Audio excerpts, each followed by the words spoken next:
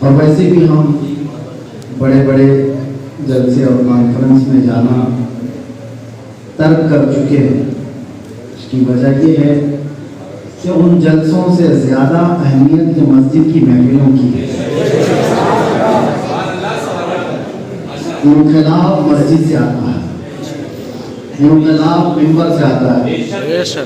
اسٹیجوں پر تو اب کھیل تماشے ہونے لگ گئے, فارمیلٹی ہونے لگ گئی, رسم و رواجات سب سجے سجائے ہوئے معاملات, اسکرپٹڈ جس کو کہا جاتا ہے. مقررین بھی, ناخواں بھی, ناظم اجلاس بھی, اور پروگراموں کو ترتیب دینے والے بھی اور سننے والے بھی, سب کے حالات الا ماشاء اللہ چند لوگوں کو چھوڑ کر ایک بنے بنائے ہوئے میلے کی مثل ہو گیا ہے. لیکن مسجدوں میں جو محفل ہوتی ہے وہ خالص طہارت والی مسجد, طہارت والی محفل ہوتی ہے. ظاہر سی بات ہے سارے لوگ ابھی نماز پڑھ چکے ہیں اور باوضو بیٹھے ہوئے ہیں. اور جب آدمی ظاہر میں پاک بیٹھتا ہے تو اللہ اس کے باطن کو بھی پاک کرتا ہے. مسجد اللہ تعالیٰ کے ذکر پاک کے لیے ہے, اور جب بندہ اس کے گھر کو آباد کرتا ہے, ابھی آبادی ہے نا, عام دنوں میں آپ کے یہاں یہ بھیڑ نہیں ہوتی ہوگی, کسی نماز میں اتنے پبلک نہیں آتی ہوگی, اثر میں مغرب ہوتی ہوں گی جو بھی, لیکن آج کسی طرح سے آپ یہاں جمع ہوئے اور مسجد کو آپ نے بھر دیا ہے مجمع سے, تو جو اللہ کے گھر کو آباد کرتا ہے اللہ اس کے دل کے گھر کو آباد کرتا ہے. ہمارے دلوں کی آبادی ان مسجدوں کی آبادی میں.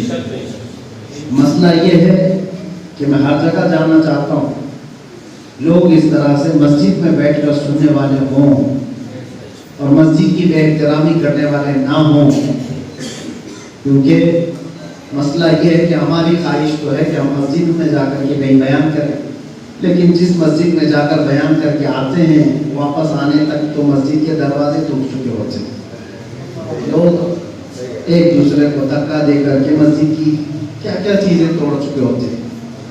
اس لیے بھی ہم بھیڑ بھاڑ سے بچتے ہیں. بہرحال آج کی یہ محفل خاص طور پر میں کسی اور علاقے پر تھا, ہمارے محب گرامی الحاج ریاض صاحب, ان کے اصرار پر ایک بچے کا یہاں پر ایکسیڈنٹ میں انتقال ہوا, ایشان نام تھا, رمضان المبارک, تو اس کی چہلوں کی محفل بھی تھی اور حاجی صاحب کے گھر میں بھی شاید ان کی ممانی کی چھٹنی, تو انہوں نے کہا تو تعزیت کے لیے میں حاضر آیا ہوں, اور یہ بھی بتانے کے لیے کہ لوگوں کے ذہن و دماغ میں ایک چیز بیٹھی ہوئی ہے کہ بہت بڑے بڑے جلسوں میں آنے والے مفتی صاحب ہوتے ہیں, یہ بڑے بڑے جلسوں کے خطیب ہیں, مقرر ہیں, ان کے آنے جانے میں اتنا خرچہ ہو سکتا ہے, اتنا نذرانہ ہو سکتا ہے.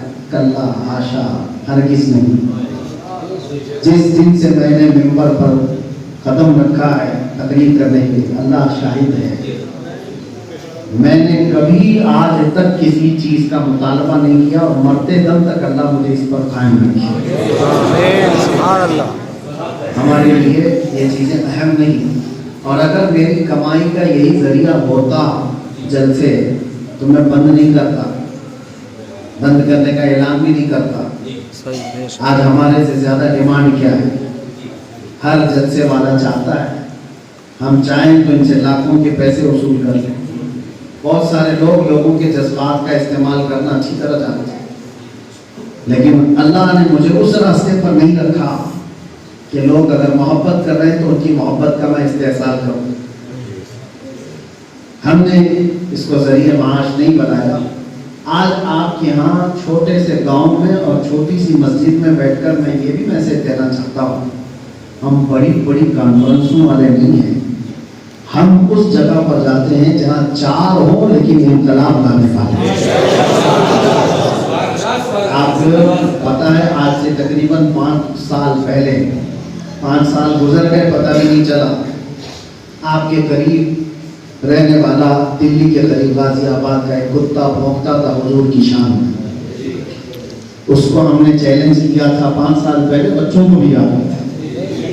تو ہم نے کسی بہت بڑی کانفرنس میں یا بہت بڑے جلسے سے نہیں پکارا تھا اس کو. وہ میرا بیان آج بھی موجود ہے. جس طرح سے جذبات میں اس کو ہم نے مباہلے کا چیلنج کیا تھا, بہت بڑے اسٹیج سے نہیں, مسجد سے ہی کیا تھا. مسجد سے ہی کیا تھا اور مسجد کی ہی محفل تھی.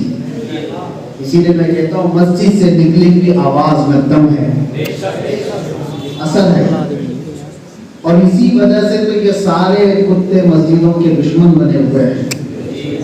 یہاں کی آوازوں کو دبایا جائے, یہاں کے مولویوں کو خریدا جائے, کیونکہ ہر جمعہ آپ کو یہاں سے کچھ نہ کچھ میسج دیا جاتا ہے.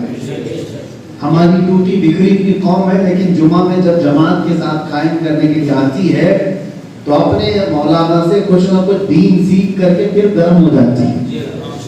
اور یہ کفار و مشرکین کو بہت بات کھلتی ہے کہ ہم ان کو توڑنے کی پوری کوششیں کرتے ہیں, لیکن 8 دن سے زیادہ یہ ٹوٹتے نہیں. پھر واپس آتے ہیں جمعہ میں ایک ہی صف پہ کھڑے ہوتے ہیں, ایک ہی ممبر سے آواز آتی ہے. تو یہ تمام چیزیں اللہ تعالیٰ کی طرف سے ہماری قوم کی حفاظت کے لیے رکھی گئی ہیں. یہ اللہ تعالیٰ کا ہمارے لیے خصوصی انعام ہے کہ ہم بغیر پرچار کے, بغیر اعلان کے جمعہ میں جمع ہوتے ہیں. دوسری قوموں کو بھیڑ اکٹھا کرنے کے لیے مہینے لگ جائیں گے. اور ہمارے مسجد میں جمعہ کا کوئی پوسٹر لگتا ہے کیا کہ جمعہ میں 1:30 بجے نماز ہونے والی, سارے لوگ آؤ, کہیں کوئی اعلان ہوتا ہے؟ ہر مسلمان کو پتا ہے, وہ ڈھونڈ کر کے خود مسجد کو بھر دیتا ہے. یہ اللہ کا انعام ہے امت مصطفیٰ کے لیے, جو آج بھی ہمیں جوڑ کر کے رکھا گیا ہے. بہرحال مسجد میں برکت ہے. آپ حضرات مسجد کو جتنا مضبوط کر سکتے ہیں مضبوط کرو. مسجد 5 وقت کی نماز پڑھ کر کے بند کرنے کے لیے نہیں ہے. یہ مسجد ہی ہے جہاں سے اسلام کی پوری سلطنت قائم ہوئی. جانتے ہو آپ, دنیا کی اسلامی سب سے پہلی پارلیمنٹ وہ مسجد نبوی تھی. سب سے پہلی عدالت, چیف جسٹس کس کو کہیں گے آپ, سپریم کورٹ اسلامی, وہ مسجد نبوی تھی. جہاں سے فیصلے ہوا کرتے تھے, عدالت قائم ہوتی تھی. اور گورنر ہاؤس, جہاں وقت کا بادشاہ یا وقت کا خلیفہ کہہ لیں, وہ کہاں ہوتا, مسجد نبوی. ایک مسجد ہے, سلطنت وہاں سے ہے, عدالت وہاں سے ہے, خلافت وہاں سے ہے, امامت وہاں سے ہے.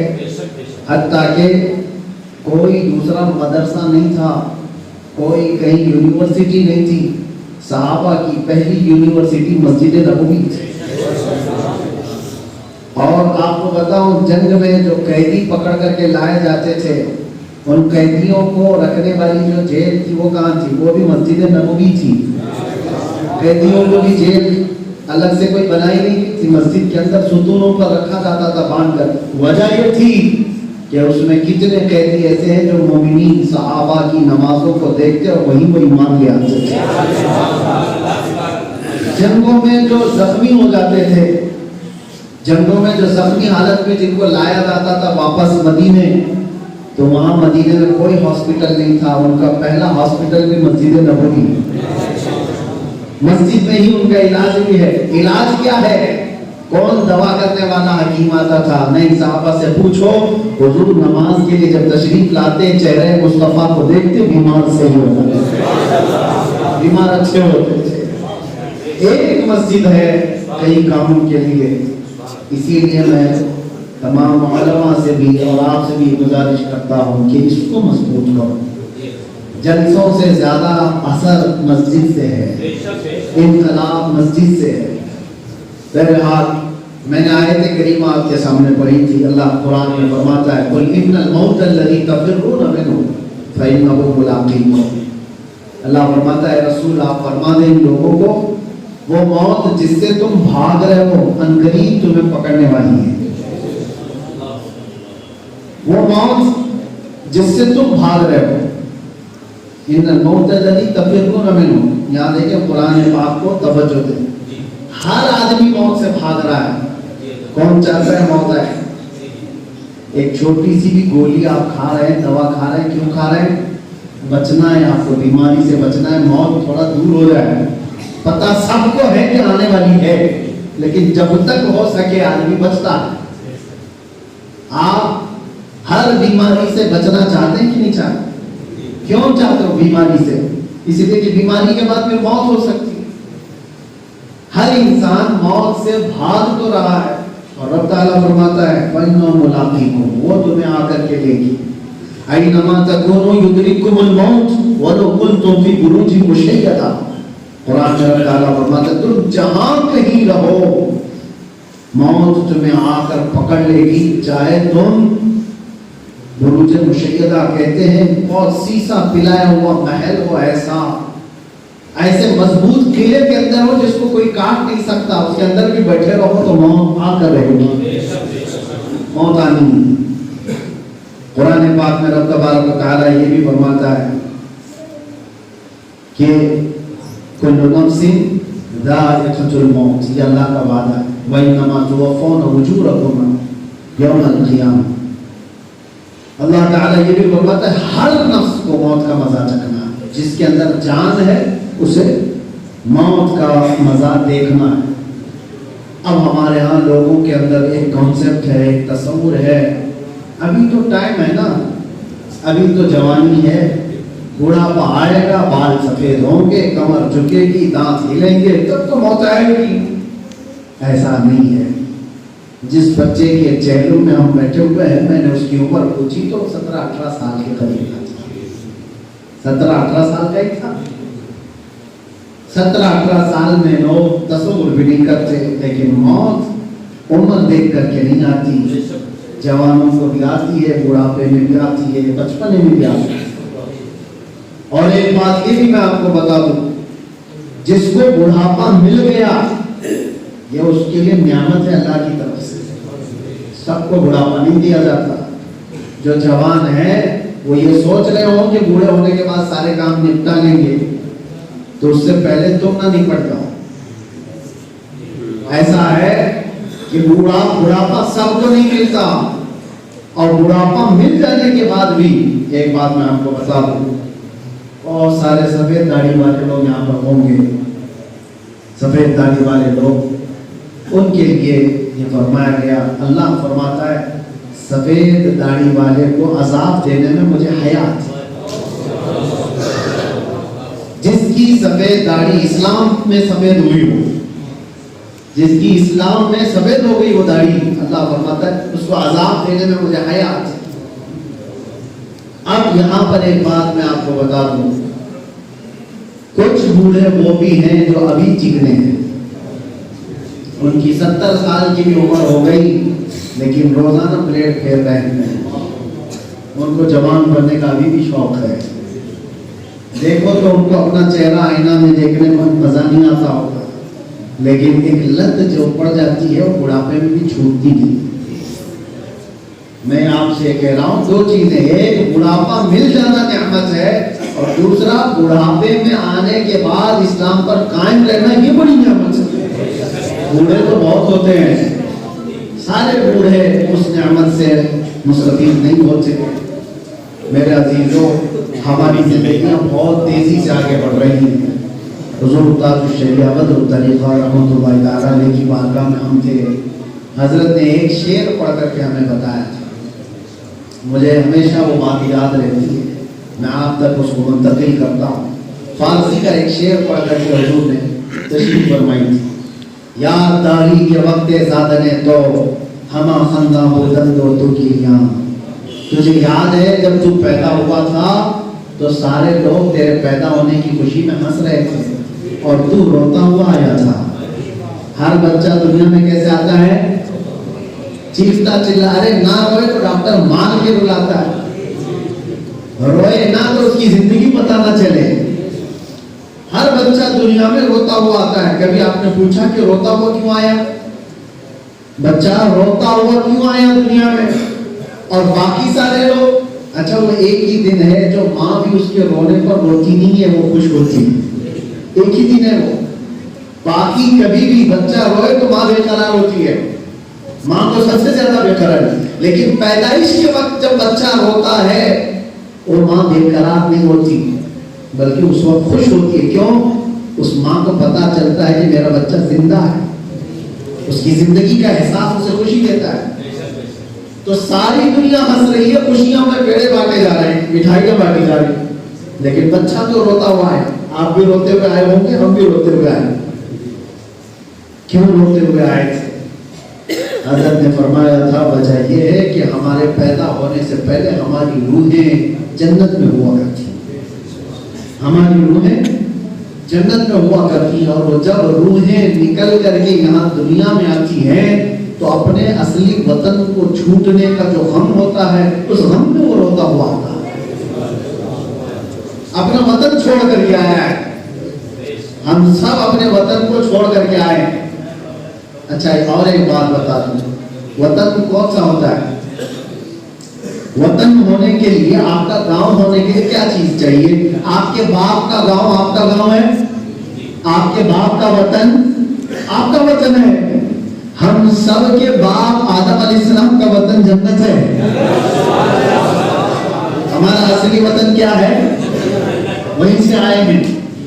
باپ کا وطن ہمارا وطن, اور صرف باپ کا نہیں, ہماری ماں کا وطن بھی, ہاں ددیال بھی, سب ندیال بھی جنت ہے. تو جنت سے آئے اس لیے روتے ہوئے آئے دنیا میں. لیکن آگے کا مصرع فارسی میں شاعر یہ کہتا ہے, یادداری کے وقت زیادہ نے تو ہم خندہ بودن تو گریاں آنچنا زی کہ وقت مردنے تو ہما گریاں بودن دکھنا. اے نوجوان اب زندگی ایسی گزار کہ جب تیرے جانے کا وقت آئے اس دنیا سے, جب تو موت کا شکار بن جائے تو سارے تیرے جانے کے غم میں رو رہے ہوں اور تیرے لبوں پہ مسکراہٹ. تو آیا تھا روتے ہوئے اور جائے گا کس حال میں؟ ہنستے ہوئے, مسکراتے ہوئے جا دنیا سے. لیکن یہ آسان نہیں ہے, بولنا اتنا آسان لگ رہا ہے. اچھے اچھوں کی موت کے وقت پخانہ نکل جاتا ہے. موت آسان نہیں ہے. مرنے کے وقت لوگوں کے چہرے نیلے کالے پڑ جاتے ہیں. ہم نے دیکھے ہیں چہرے پیلے پڑ جاتے ہیں, پیشانی پر بل, آنکھیں اکھڑ جاتی ہیں. ہنس کے جانا آسان ہے یا ہمارے ہاتھ میں ہے؟ ہمارے ہاتھ میں ہے ہنس کے جانا, مسکرا کے جانا نہیں ہے. آخری وقت کیسا آئے گا کسی کو نہیں پتا. اسی غم میں تو اولیاء کرام رویا کرتے تھے. ابھی تو مجھے بھی پتا, آپ کو بھی پتا ہے, ہم ٹھیک ٹھاک ہیں, بات چیت کر سکتے ہیں, ایک دوسرے سے ملاقات کر سکتے ہیں. ہنسنا ہمارے کنٹرول میں, رونا ہمارے کنٹرول میں ہے. موت سے پہلے جو سکرات کا وقت آتا ہے وہ کس کے کنٹرول میں ہوگا؟ ہنستے ہوئے جائیں گے بھی کہ نہیں یہ پتا نہیں. لیکن آپ کو میں بتاتا ہوں کون لوگ ہیں وہ جو مسکراتے ہوئے جاتے ہیں, کون لوگ ہیں وہ جو دنیا سے ہنستے ہوئے جاتے ہیں, جن کے لبوں پر مسکراہٹ ہوگی. یہ ساری تشریح میں اپنے مرشد گرامی حضور تاج الشریعہ سے سنی ہوئی بیان کر رہا ہوں. حضرت نے فرمایا آپ کے رامپور چھیتر میں آتا ہے یہ علاقہ آپ کا. رامپور سے ایک نوجوان نکلا, 15 سال کا نوجوان, اور چلا گیا دبئی کام کرنے کے. اور جب اس کے جانے کا وقت تھا یہاں سے, ارے دبئی جا رہا ہے, سارے لوگ جمع ہوئے, اس کے رشتہ دار بھی, اس کے احباب, اس کے دوست سب, اور اس کو اسٹیشن تک چھوڑا ہے, پھر ایئرپورٹ تک چھوڑا ہے. لیکن جب وہ جا رہا تھا رامپور سے یا آپ کے نظر نگر سے, تو اپنے عزیزوں کو دیکھ دیکھ کر کے وہ رو رہا کہ میرا اپنا وطن نہیں ہے, میرا بچپنا گزرا ہے یہاں پر, دوست احباب سب یہاں ہیں, لیکن جا رہا کمانے کے لیے. سارے لوگوں نے اس کو رخصت کر دیا اور چلا گیا, دبئی پہنچ گیا. سنیے ابھی, دبئی جانے کے بعد کام کاج پر لگ گیا, ٹھیک ٹھاک کمانے لگا, گھر پیسے بھیجنے لگا, تو ٹھیک ہے, اچھا ہے, اس کی عزت بڑھ جائے گی. 10 سال گزر گئے, آیا نہیں. 10 سال گزر گئے, دبئی سے واپس آیا نہیں. 10 سال کے بعد اس سے کہا گیا کہ تیرے جانے کا وقت ہو گیا, ویزا ختم ہو گیا. دبئی والے کہہ رہے جاؤ ابھی. اب 2 چیزیں ہو سکتی ہیں, مجھے بتاؤ جو نوجوان 10 سال پہلے یہاں سے گیا تھا، وہاں سے جب اس کے آنے کا وقت ہوگا اپنے گاؤں، تو پھر اس کی خوشی کا ٹھکانہ نہیں ہوتا، اس کی خوشی کا ٹھکانہ نہیں ہوتا۔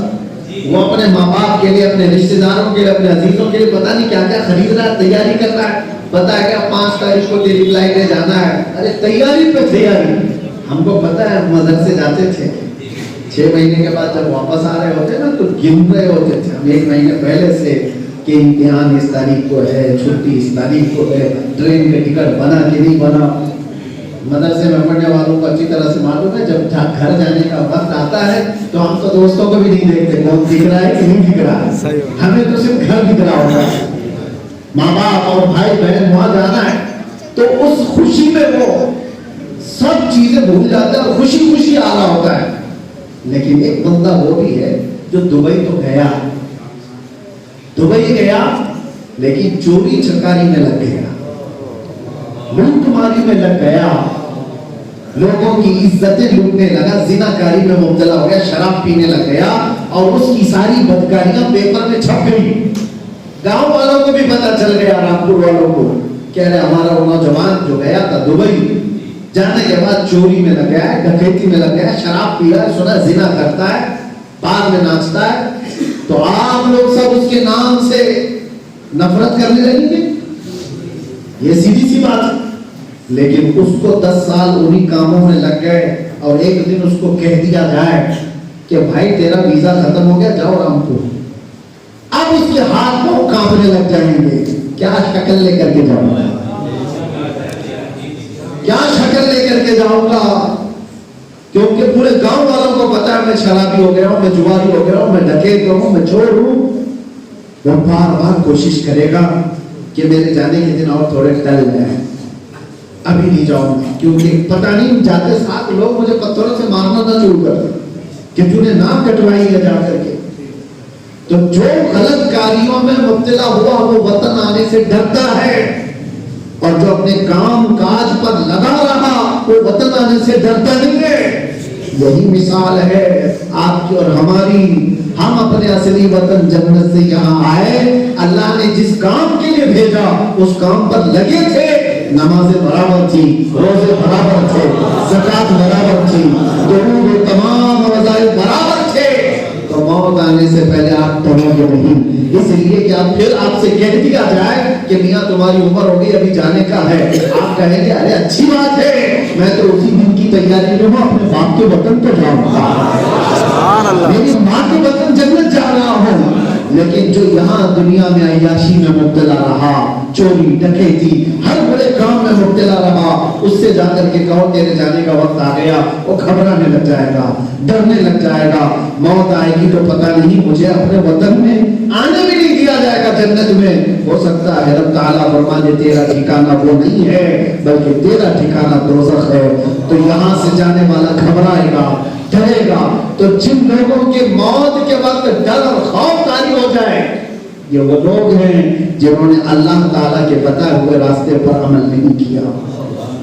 بات سمجھ میں آئی؟ ہاں، یہ کہنا آسان ہے، آچنا زی کے وقت مردنے تو ہما گریاں بودن تو خندہ، ایسی زندگی گزار کے تیری موت کے وقت سارے لوگ تیرے غم میں رو رہے ہوں اور تو ہنستا ہوا جا۔ یہ سب کے لیے نہیں ہے، سب کے لیے نہیں ہے، موت اس کی جس کا کرے زمانہ افسوس، یہاں یوں تو آئے ہیں سبھی مرنے کے لیے۔ لیکن میرے عزیزوں ایک بات میں کہتا ہوں، اس کی موت موت ہے، اس کی موت موت ہے۔ کس کی؟ فرمایا گیا ہے عزت سے نہ کیوں مر جائیں ہم نام محمد پر صلی اللہ علیہ وسلم، عزت سے نہ کیوں مر جائیں ہم نام محمد پر، یوں بھی تو کسی دن دنیا سے ہم کو جانا ہے، اور جو نام محمد پر مرا حضور کی محبت میں مرا، میرے عزیزوں فرمایا گیا اس کی روح نکلنے سے پہلے سارے فرشتے استقبال میں کھڑے رہے تھے۔ مثال کے طور پر آپ کے وطن سے گیا تھا 10 سال پہلے، دبئی گیا تھا، اور سنا ہے ابھی مقام بھی بڑھ گیا، مرتبہ بھی بڑھ گیا، اور کمایا بھی اچھا ہے, عزت بھی کمایا ہے, تو کیا پورا گاؤں اس کو دیکھنے کے لیے نہیں کھڑا رہے گا؟ 10 سال بعد آ رہا ہے, ہمارا بچہ ہے, ہمارا جوان ہے, فخر سے پورا گاؤں کھڑا رہے گا. اور فرمایا گیا جب نیک اور صالح بندہ دنیا سے جا رہا ہوتا ہے, اللہ کے فرشتے اس کے استقبال کے لیے کھڑے ہوتے ہیں. اور یہ بھی بزرگوں نے فرمایا کہ جب کسی کا جنازہ جاتا ہے تو 2 قسم کا ہوتا ہے. جنازہ 2 قسم کا. ایک قسم کا جنازہ وہ ہے کہ جیسی ہی وہ آتا ہے پورے قبرستان کے مردے اللہ سے کہنے لگتے ہیں کہ اے اللہ, جو فلاں نیک بندہ آ رہا ہے اس کو ہمارا پڑوسی بنا دے, اس کو ہمارا پڑوسی بنا دے, اس کو یہاں دفن ہونے کی اجازت دے دے کہ وہ ہمارے بدل میں دفن ہو جائے اور تیری رحمتیں آج سے اس پر برسیں گی تو ہم پر بھی برس جائیں گے. ایک جنازہ وہ ہے گنہگار آدمی جب نکلتا ہے دنیا سے, لوگ اس کا بھی اٹھا کر لے جاتے ہیں, تو فرمایا گیا کہ قبروں کے مردے سارے کھڑے ہو کر اللہ کی بارگاہ میں کہتے ہیں مولا تیری بارگاہ میں ہم پناہ مانگتے ہیں, اس جنازے کو قبرستان میں آنے سے پہلے ہی ختم کر, اس کو اس قبرستان میں آنے نہ دے, دور کر دے, اس لیے کہ ہم میں سے آس پاس کسی کے قریب میں دفن ہوگا اور پھر عذاب آج سے شروع ہوگا تو اس کے قبر کے عذاب کی دھمک ہماری قبروں پہ بھی آئے گی. فیصلہ تمہارے ہاتھ میں ہے کون سے جنازے میں جانا ہے. وہ جنازہ جس کا سارے مردے استقبال کریں یا وہ جنازہ جس کا تمہارے آنے سے پہلے پناہ مانگے. میرے عزیزوں, زندگی بہت لمیٹڈ ہے, بہت کم بچی ہوئی ہے. جوان لوگ بوڑھے ہو جائیں گے اور بچے بہت جلدی جوان ہو جائیں گے, اور اب قیامت کے قریب کا وقت ہے. میرے آقا نے فرمایا وقت اتنا تیزی سے گزر جائے گا کہ سال 1 مہینے کے برابر لگے گا, مہینہ 1 ہفتے کے برابر لگے گا, ہفتہ 1 دن کے برابر کا ہو جائے گا. اور آج وہی دور آ گیا. ہم دیکھتے ہی دیکھتے سالوں بیت گئے, کب جوانی چلی گئی اور کب بڑھاپے پر آ گئے سمجھ میں نہیں آتا. میرے عزیزوں, نوجوانوں, اب تو نوجوانوں کو 20 سال میں بھی سفید بال ہوتے ہوئے دیکھ رہے ہیں. اور میرے آقا صلی اللہ علیہ وسلم کی ایک حدیث ہے, قیامت کے قریب تم دیکھو گے بچے جوان نظر آئیں گے اور جوان بوڑھے نظر آئیں گے. بڑھاپا بہت کم ہو جائے گا, بچے جوان دکھیں گے اور جوان بوڑھے. آج کے 5 سال کے بچوں کو اٹھا کر کے پوچھ لو, ان کو 16-17 سال کی عمر میں جو ہوتا ہے وہ سب پتا ہے. آج ان کے ہاتھوں میں جو موبائل ہے, یہ بچے ہم سے بھی زیادہ جوان ہیں, ہم سے بھی زیادہ جوان. ارے یہ 5-6 سال کا بچہ شعور نہیں ہے لیکن شادی شدہ زندگی کے بارے میں بھی بات کرتا ہے, اسے سب پتا ہے. لڑکیوں کی طرف تو اٹریکشن یا ان کی طرف توجہ ہونا یہ تو بالغ ہونے کے بعد ہوا کرتا تھا, اور ہمارے دور میں تو 16-17 سال کی عمر میں بھی نوجوان کوڑا ہی رہتا تھا, پتہ ہے. اور بسا اوقات گاؤں والے شادی کے دن دولہے کو پکڑ کے سمجھاتے تھے, پہلے بتاتے تھے کہ شادی شدہ زندگی یہ ہونے والی ہے. بڑے 4 لوگ بیٹھ کر کے دلہن کو اس کی گھر کی عورتیں سمجھاتی تھی کہ ایک نئی زندگی شروع ہو رہی ہے, ایسا ہوگا. آج کے 6 سال کے بچے کو سب پتا ہے, وہ ٹیچر ہے آج کا. میرے آقا نے فرمایا تھا بچے جوان دکھیں گے اور جوان بوڑھے کیوں؟ اس لیے کہ یہ جوانی میں ہی اتنا کچھ اپنے ہاتھوں سے کر چکے ہوں گے کہ بڑھاپا آ گیا ہوگا. انہوں نے اپنے ہاتھوں سے اپنی زندگی تباہ کر لی. 25 سال کے نوجوان, 30 سال کے نوجوان اپنی عمروں کو انہوں نے ختم کر لیا. بہرحال ہم قیامت کے قریب جی رہے ہیں. عزیزان گرامی اوقات, موت پر میں نے آپ کے سامنے جو باتیں کی ہیں, ایک بات یاد رکھو, چلتے ہوئے بھی موت آتی ہے, بیٹھے ہوئے کو بھی موت آتی ہے, بیمار کو بھی آتی ہے, صحت مند کو بھی آتی ہے. اچھے بھلے آدمی پر بھی موت آتی ہوتی ہے. ضروری نہیں کہ موت کے لیے کینسر ہی ہو. کینسر والا جی لیتا ہے, کبھی ٹھوکر والا مر ہی جاتا ہے. کتنے سے ہم نے دیکھے, اور کتنے بلڈنگوں سے اوپر گرے ہوئے بچ گئے اور پلنگ سے گرا ہوا مر گیا. موت کا کوئی بھی خاصا معین وقت اور اس طرح کا ہمیں معلوم نہیں ہے. اللہ تبارک تعالیٰ نے ہر ایک کا وقت مقرر رکھا ہے. آج ہم یہاں بیٹھے ہوئے ہیں مسجد میں, کیا پتا کہ کل کو اعلان ہو جائے کہ فلاں دن فلاں کا انتقال ہو چکا. صبح انتقال ہوتا ہے اور شام میں قبرستان میں لیٹ چکے ہوتے ہیں. دنیا اتنی تیزی سے بدل جاتی ہے. आज शाम में जिनसे हम मुलाकात कर रहे हैं, अचानक इंतकाल हुआ, कल की मगरिब में पता चला नहीं वो तो लेट गए, बंद भी हो गई कब्र, मट्टी भी चढ़ चुकी है। एक दिन 24 घंटे का वक्त है इस दुनिया से उस दुनिया में। इसलिए मेरे अजीजों, ये फानी जिस्म की तरफ तवज्जो न दें। ये फानी जिस्म है, ये जिस्म गलने वाला, खत्म होने वाला। अच्छे अच्छों को जो कब्र में दबाया गया, हम तो मुंबई में देखते हैं 6 महीने के बाद वहाँ कब्र दोबारा खोद दी जाती है, क्योंकि जगह की किल्लत है। आपके यहाँ एक बार दफन करने के बाद शायद जल्दी दूसरी दोबारा उस कब्र को नहीं खोदा जाता, क्योंकि जगह की कसरत है।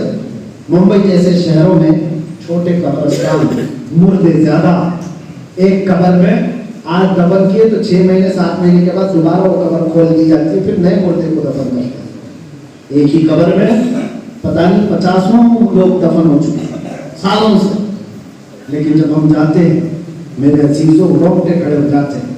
6 महीने के बाद 7 महीने के बाद जब कब्र खोली जाती है तो पूरी हड्डियां और खोपड़ी बड़ी बड़ी होती है, घुटने से लेकर टखने तक की हड्डियां, पैर की, हाथों की हड्डियां, और उसके बाद ये पूरा का पूरा कद्दूनुमा खोपड़ी। कितने कब्रों में हमने देखा, न बाल रह गए, कोई चीज नहीं, बस खोपड़ी पूरी तरह से।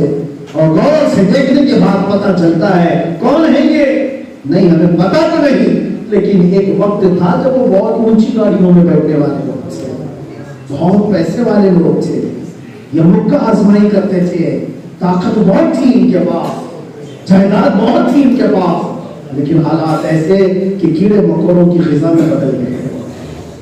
मेरे अजीजों, हम सब उसी दुनिया की तरफ जाने वाले हैं। इसलिए आपको मैं एक नसीहत करके गुफ्तगू खत्म करता हूँ। गुफ्तगू खत्म, हमें से किसी को पता भी नहीं किस तरह से ईमान के साथ जाएंगे जी कि नहीं। हालात बड़े खराब हैं, मरने के वक्त लोगों का ईमान भी जा सकता है। शैतान उस वक्त तुम्हारे आंखों के सामने खड़ा हो जाएगा, शिद्दत की प्यास लगी होगी, प्याला लेकर के कहेगा तू मुझे एक बार मान ले, मैं तुझे भर भर कर पानी पिलाऊं।